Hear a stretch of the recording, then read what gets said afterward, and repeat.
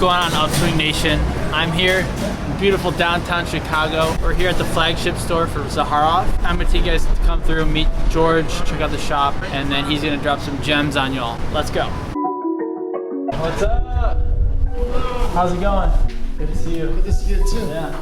And then you have the staircase going up. Exit made this.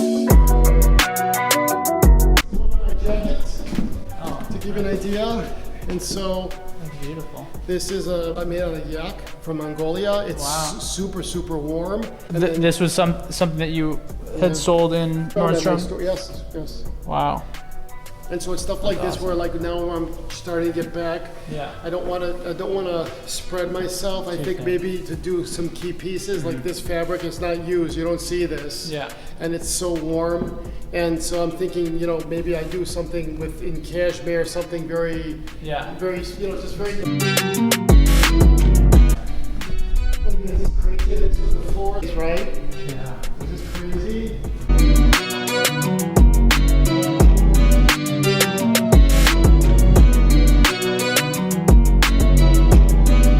Ethiopia. And so if you take one and smell it, this literally comes off the tree. What I was thinking for this video would be really cool is if you could give 1, 2, 3 tips on if you had to start from ground zero, scratch, and build a business or build a brand from that. What would your advice be to the audience? I see many kids, many people starting their businesses, and they end up giving a chunk of their business for a small amount of money. And so the first thing I would say would be to value your talent, value what you bring to the table. For some reason, you know, when we're kids and we hear our parents, there's a value added to being a doctor, a lawyer, a judge, or accountant. And when it comes to the arts or something creative, it's always something that is like a pastime.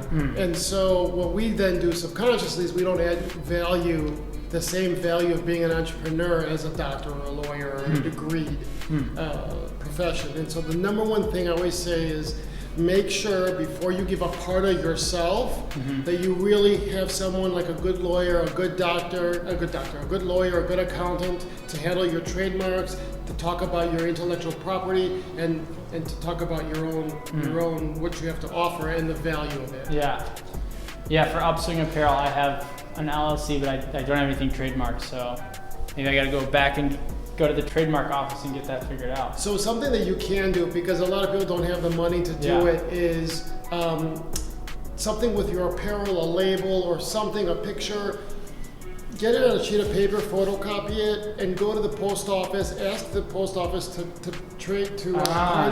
date punch the letter, and in front of them, fold it up, lick it, and have them stamp the edge of the envelope, and just send it to yourself. That way you have the postmark, so actually mail it to yourself. Put a stamp on it, send it to yourself. Nice. And that way you have it, and you could one day, you may need it to show proof that at this point in time, this was actually yours. That's interesting. I actually read that, but I thought that it wasn't like legit. But hearing it from George, I mean, it's gotta be legit. Well, not so much, well, I don't know if legit, you know, when someone's suing He's an attorney. Someone's gonna call and sue me. But it's just but at least one thing more of proof that when you go in front of a judge, they might side with you saying this was actually in use and he didn't have the money to do it. Yeah, I think I had with Upswing Apparel, it's not like a big moneymaker at this point. So it was almost like to invest the $500 or whatever it was to get the trademark. Right. It didn't really make sense at the time. So, you know, I'm kind of waiting for it to kind of pick up speed, which it's on the upswing, obviously. But you do have a lot of businesses that think that way, right? They're starting out, and it's a lot of money. I mean, my trademarks and all of the ideas, I come up with an idea, I trademark, and all of a sudden you have $20,000, $30,000 legal fees a year on trademarks, and I'm like, this is crazy. And so I had to clean up house, and I just had my Zaharoff trademarks and everything else. I kind of have done what you've done, what I've just told you to do. That makes sense. And that way I have it. At least I have it. Yeah. So, okay, cool. There you have it. You got to get your stuff in order before you start your brand or company legally.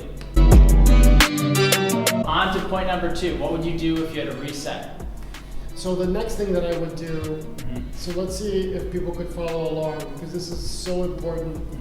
There's an old saying, and I think it's Napoleon Hill. It said, "I will not engage in any transaction which does not benefit all whom it affects, because no wealth can long endure unless built upon truth and justice." I live by that. And if you think about it, it's about enduring wealth. Because you could get a product out into the market and you can get a one shot, make money, put it in the bag, and run out of town. And if it's a shoddy product, they won't return. You won't have enduring wealth. And so a lot of people go through life thinking that it's just this one shot, I'll get it, I'll grab the money, and then I'll go on to the next one. It doesn't matter if the quality is poor or, but then what happens is that you don't have enduring wealth. You have these feasts and famines where you're gonna get a lot of money for selling something, and then there's gonna be a period of time where you're scheming up your next venture, and then it'll be again and again. But over time, what happens is that people will stop trusting in you and believing in you. And so for me, the most important thing is to go through life being in my case, as a man, a gentleman. So no matter what happens, if you fall, people will help pick you up, or they'll come back and they'll support you and they'll believe in you. So enduring wealth and truth and justice, everything that I said, the two takeaways is that enduring wealth, and that's to go through life being a good person and coming out with a very good product. So kind of like not have the fast food mentality, have more so the long term, like healthy diet. Maybe it's not super spicy or sexy right off the gate, but it's something that's long term healthy and it's going to add to your body and not deteriorate your body. That's exactly right, and that has to go even in what you just mentioned, like people taking human growth hormone to pick it up, and they end up with hip problems or this or that, trying to cheat the system. And it doesn't work that way, because in the long run is how you do it. You know, you can't have your cake and eat it too. There's always something you got to give up for something, and so just keep at it. In the long term, you'll get it. You'll get to it. It's a marathon, not a sprint. Not a sprint. That's right. Tip number 3 in terms of starting a company. Starting a company, a brand from scratch.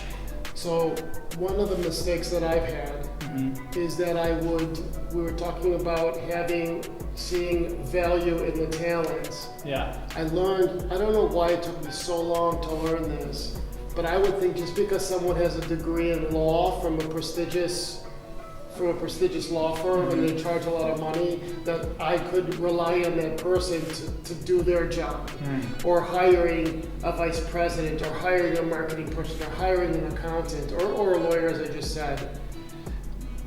You're bringing on board their education, their issues, what they went through in their childhood, how their marriage is with their wives. All of that you're bringing into your world, and so it's deeper than just a degree. Because because the people you have around you dictate where you're going to go, and so because you're going to rely on your group around you on advice, and you're going to bounce things off of them, and you just got to make sure that when you look at the people around you,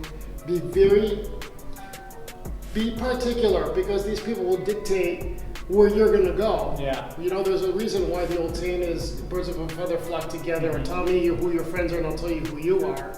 So with that, they could make or break a company, they could make or break your business or your company, your dream. That would probably be my third. And it's interesting because I didn't mention anything tangible. Yeah. I didn't mention money or financing or any of that, because all of that comes with all those 3 points if you do it right. Right. Yeah. We've definitely got a lot of good things from George and his wisdom in starting what you have started, and you've had your ups and downs, but keep on getting back up, keep on being on the upswing. That's right. So I'm so glad we got to come to Chicago and check out the pop-up store. It's in the flagship space. Right. And hearing your story about all that, so it's been an amazing experience. So I'm super happy you have been here. And anybody who's watching this, if they go to zaharoff.com/reservations, I'll send them a sample compliments of myself. Like I'll send them as a gift for me. And remember the power of manifesting, the power of thought and creating. It's very powerful, and I think you've said that in your and so the power of manifesting. So this guy's awesome. Thank you. I wish you the best. Me too. Thank you. Peace.